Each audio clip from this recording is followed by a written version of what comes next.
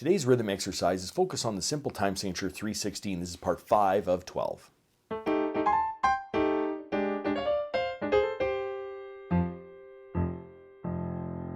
Welcome to my studio, Bach To Basics. This channel is where you can find videos to further your music studies. Now, while I see how thin you can slice carrot cake, let's read some rhythms.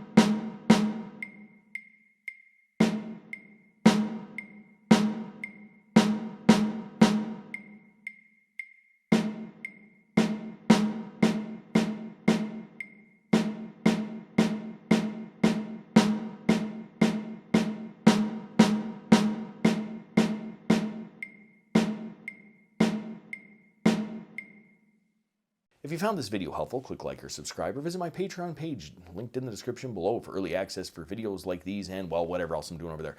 Thanks for watching. I'm just a music teacher having fun. Catch you on the next one.